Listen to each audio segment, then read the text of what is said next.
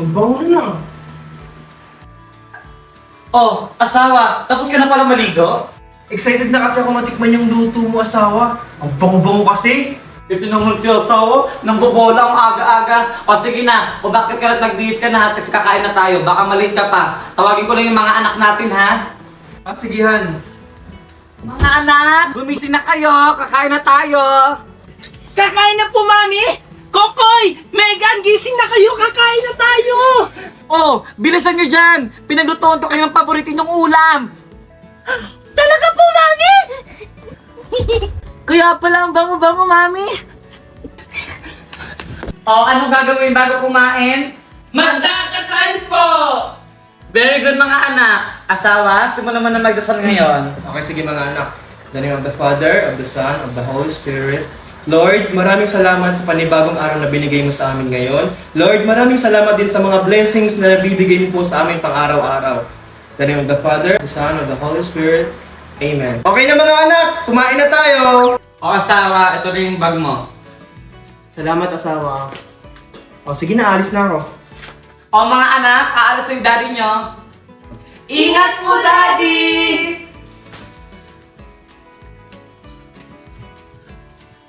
O sige na, alis na ako. Asawa, ikaw na bahala sa mga anak natin. Mga anak, baba na kayo! Baka balik pa kayo sa school.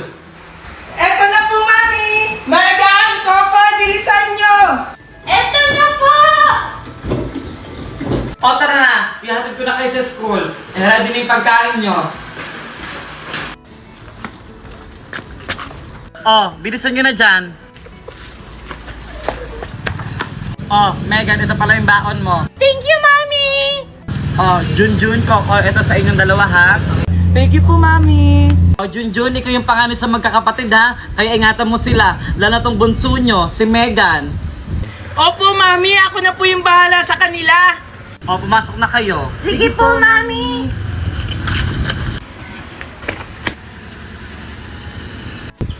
Ganda talaga ni Valerie. Hi, Valerie! Oh, Pare Naldo! Ikaw pala yan!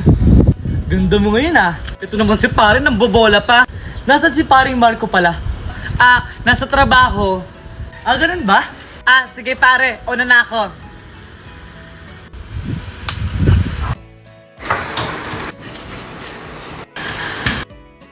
Mami, Daddy! Tingnan nyo! 100 ako sa quiz kanina! Wow, ang galing naman ng bunso namin! Manang-mana ka talaga sa akin. Ako din, Mami, Daddy! Ako po yung haya sa exam namin! Ako din, Mami. Tingnan mo, perfect score ako sa exam namin. Ang tatalino talaga ng mga anak ko. Manang-mana sa daddy. Manahimik ka nga dyan, Marco. Sa akin kaya nagmana yung mga anak ko. Sa akin talaga nagmana yan. Sa akin talaga nagmana yan. Kasi galing yan sa napupunan ko. Hindi talaga asawa. Sa tatay talaga nagmamana yan. Magtatalo pa talaga kayo, Mami, Daddy! Sa inyong dalawa naman kami nagmana! Oo nga, Mami. Magkikis na yan! Yee! Kiss, kiss, kiss! Kiss, kiss, kiss! Sige na, Daddy! Kiss na yan! Kiss na Yeah! Ang sweet niyo naman, Daddy. Valerie, mga anak! May good news ako sa inyo! Oh, andyan ka na pala, asawa. Ano pala yung good news mo? Na-promote ako sa trabaho ko! Talaga ba, Marco? Ang bait talaga ni Lord. Kasi tinupad niya yung pangarap mo. Hindi lang yung asawa, hinigitan niya po yung panalangin ko. Supervisor na ako ngayon! Wow, galing-galing talaga ng asawa ko. Magse-celebrate tayo. Pupunta tayo ng simbahan at saka sa mall. Talaga, Daddy! Pupunta tayo sa mall! Oh, ang lakas ng pangdinig nyo ah. Napakinggan nyo lang yung mall. Oh, ano pang hinihintay nyo? Mag-prepare na kayo. Sige po, Mami!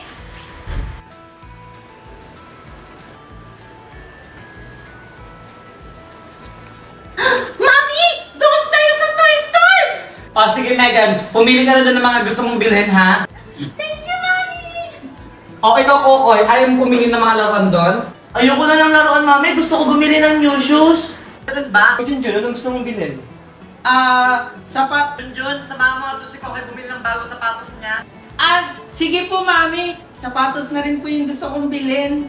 Oh, sakto. Gusto rin ni Kokoy ng sapatos. Sige, mamili na kayo dun. Sige po, Daddy. Thank you po. Tara na, Kokoy. Sige, Kuya Junjun, tara na!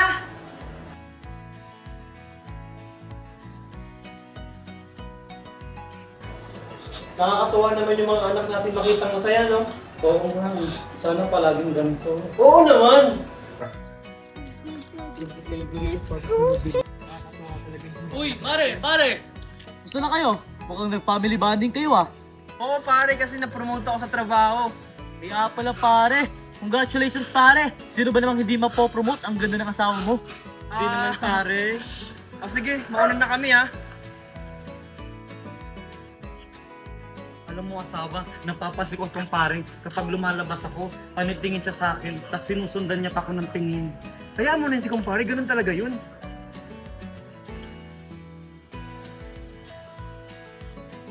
O, Kokoy, ano nangyayari sa'yo?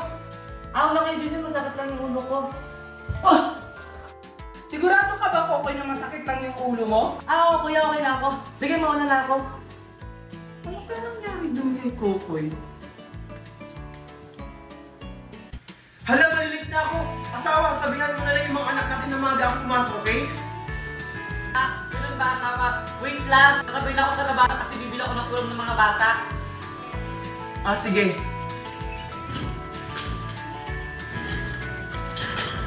Alis na ako. Ingat ka asawa! Ay Valerie! Oh, parang Naldo, ang aga mo nakatambay dyan ah. Inaabangan kasi kita. Ano? Wala. Sadyang mahilig lang talaga dito magtambay sa labas. Okay. Mauna na ako. Wait lang Valerie. Bakit Naldo? May tatanong ka pa ba? Halika muna dito, mag-usap muna tayo. Hindi ako pwede magtagal Naldo. May bibilin pa akong ulam para sa mga anak ko. Ano ba naman to si Mare? Minsan nga lang tayo mag-usap eh. Tsaka, ano naman pag-uusapan natin pare? Kultuhan lang. Ay ano rin Mare? Hindi naman kita pinipilit. Sa susunod na lang pare, alis na ako.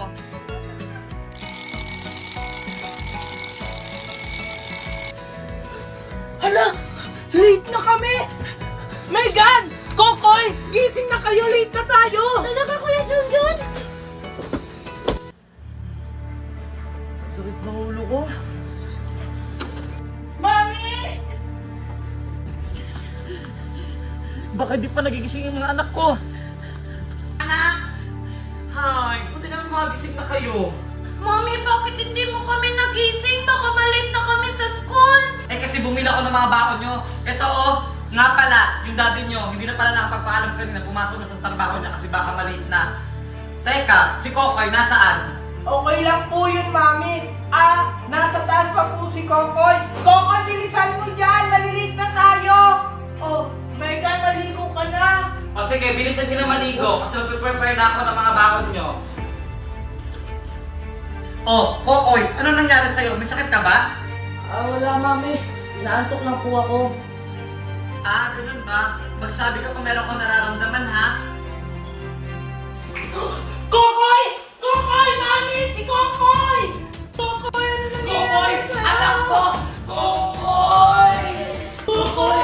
Junjun, tumawag ka ng tulong! Sige, Mami! Mami, anong nangyari kay Kuya Kokoy? Hindi ko din alam kung ano nangyari kay Kuya Kokoy mo. Nahimatay na lang siya.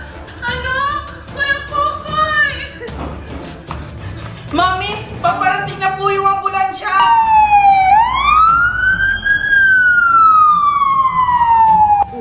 Bakit may ambulansya malapit sa bahay namin? Siguro may naambulansya sa kapitbahay namin. Asawa, mga anak, nandito na ako. Teka, bakit parang wala sila dito? Asawa, mga anak, asawa, nasaan kayo? Mga anak! Mga anak! Teka, nasaan sila? Bakit wala sila dito? Asawa? Ba't wala sila dito? Asan kaya sila? Hello, asawa? Marco, asawa! Nandito kami sa ospital. Dinala namin si Kokoy. Hanggang ngayon wala pa rin malay. Ano?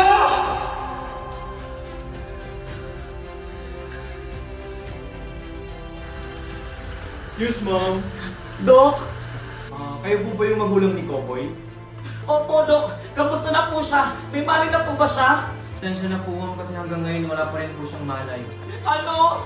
Ano po ba yung sakit niya? Huwag po kayo mabibigla, ma'am, pero malubha na po yung sakit ng anak niya. Ano? May sakit po siya, Kinkolabae, level 3. Ha? Anong klaseng sakit po yun, Dok? Sa totoo niyan, ma'am, bago lang yung sakit na yan. Siya lang yung kauna-unahang nagkaroon ng ganyang sakit. Pero huwag kayong mag-alala, ma'am. Gagawin ko ang makakaya ko para mapagaling siya. Salamat, Dok. Kaso kailangan niyo pong gumastos ng malaking pera kasi hindi biro yung sakit ng anak niyo. Nurse, nasan po yung word ng anak ko? Kukoy po yung pangalan niya. Ako, Koy po. Andun po siya sa emergency room. Okay, sige, thank you.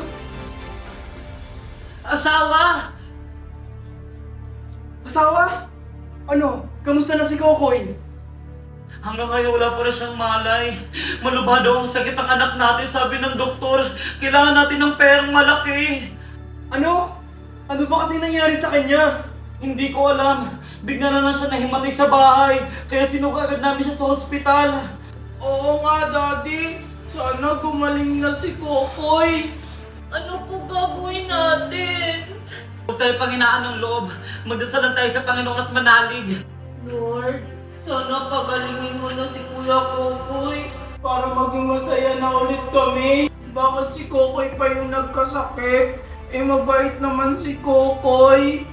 Pero Lord, alam ko naman pagsubok lang ang lahat ng to. Sana gabayan mo kami palagi. Ma'am, sir, ito na po yung kailangan yung bayaran at bilhin para kay Kokoy. Dok, kailan po ito kailangan bilhin? As soon as possible po, sir. Excuse me. Asawa, saan tayo kukuha ng ganang kalaking pera? Hindi ko din alam, asawa, kasi yung savings natin ubos na. Mami, ano po yung binabasa nyo? Wala to anak. Ito pala yung babayaran sa ospital. Malaki po ba yung babayaran sa ospital? Medyo anak, pero huwag kayong mag-alala, kaya tong bayaran ni Daddy. Anak, gagawin namin ang lahat para gumaling ka. Basta lumaban ka lang. Huwag kang susuko. Andito lang kami para sa'yo. Kuya Kokoy, gumising ka na. Namimiss ko na yung bonding natin. Kokoy, alam kong napapakinggan mo ako. Di ba? Sabi mo sa akin matapang ka. O asawa, magpahinga kaya muna sa bahay. May pasok ka pa bukas. Dali mo na yung dalawang bata. Ako na bahala dito magbantay kay Kokoy. Sigurado ka ba, asawa? Oo, para mapagpahinga ka na. Junjun, Megan, tara, uwi na muna tayo. Sige po, Daddy. Junjun, Megan, umakyat na kayo sa taas, magpahinga na kayo doon. Sige po, Daddy. Daddy, andito lang po kami pag kailangan nyo ng tulong. Ano ka ba, anak? Huwag mo akong intindihin. Kaya to ni Daddy. Magiging okay din ang lahat. Sige na, umakyat na kayo dun sa taas. Sige po, Daddy.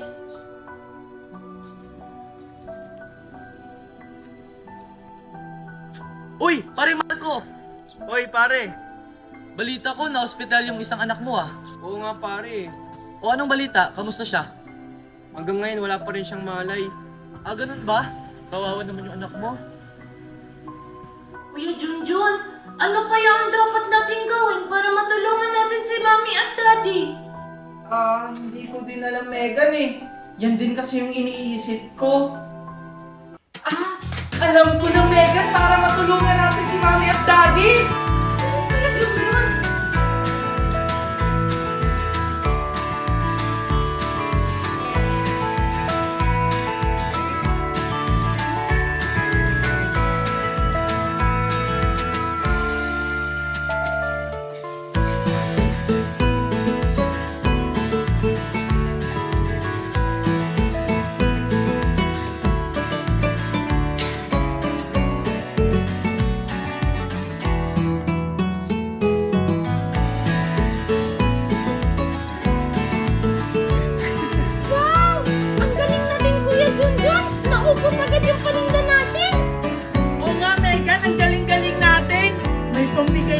kay Mami at Daddy.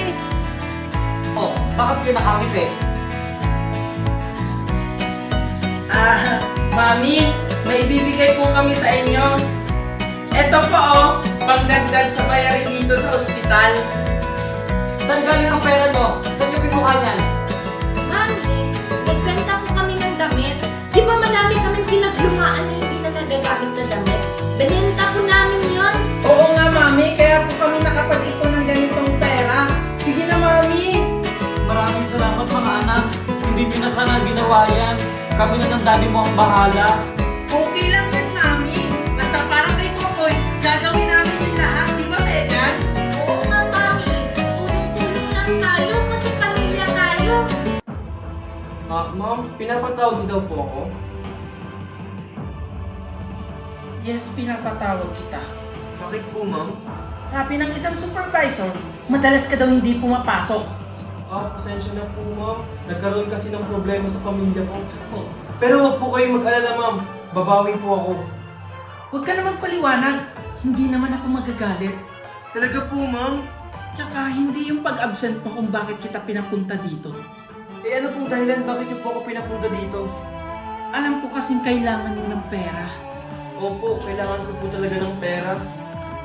Ako na ang bahala sa problema mo. Pero sa isang condition. Ano po yun, ma'am? Dok, kailan po ba gagaling ang anak ko? Huwag kayong mag-alala, ma'am. Bukas na bukas din, ma-opera din ang anak niya. Talaga po? Kahit hindi pa po kami nakakapagbayad? Ang hindi pa nakapagbayad, bayad na po kayo sa lahat ng babayaran niyo dito sa ospital. Ano po? Opo, ma'am. Excuse me. Paano nangyari yun? O, may dala akong pagkain para sa'yo. Marco, O, bakit asawa? saan ka kumuha ng pambayad sa ospital? Bakit hindi ko alam? Ang gagawin ko? Paano ko ipagpaliwanag to kay Valerie? Nag-loan ako sa pinagtatrabahuan ko. Pwede parang mag-loan yung mga empleyado doon. Talaga ba, Marco? Dati, sinasabi mo yung mga gandang bagay. Siguraduhin mo lang talaga, Marco, na hindi ka nagsisinungaling. Oo naman, asawa. O, pagkain o. Nasi-CR ako saglit. Tapos talaga ng kutob ko. Saan niya kaya kinuha yung mga pambayad sa ospital?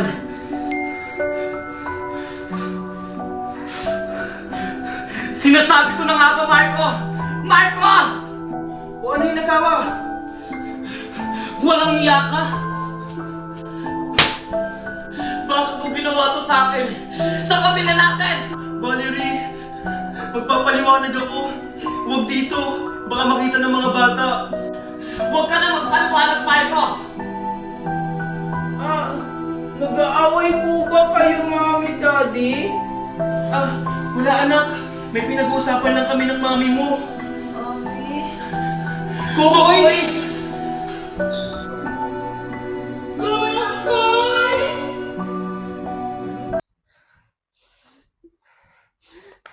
Grabe, ang init ng phone ko. Parang nasunog sa araw.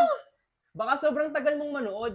O kaya sobrang daming apps na nakabukas kaya mainit. Pero curious ako, ano kaya yung totoong dahilan kung bakit umiinit yung phone kit hindi naman natin masyadong ginagamit? Alam mo na yung sagot dyan. Isisi up mo na yan. Sisi, bakit umiinit ang phone kahit hindi masyadong ginagamit? Bakit umiinit ang phone kahit hindi masyadong ginagamit? Eto, makinig kayo. Sabi ni Sisi, umiinit ang phone kapag maraming background apps na tumatakbo o kung may system issue. Pwede rin dahil sa sobrang paggamit ng high-performance app like games or Ay, videos. oo nga. Madalas pa naman ako mag-edit ng mga videos. Tapos may YouTube background pa. Tapos minsan naka-charge pa habang ginagamit mo. Kaya parang kalan yung phone mo eh. Ang galing talaga ni Sisi App, solid. Hindi lang pang homework, pati sa mga gantong tanong, may sagot siya. Ida-download ko na nga rin yan. Para pag may katanungan ako, hindi na ako mahihirapan.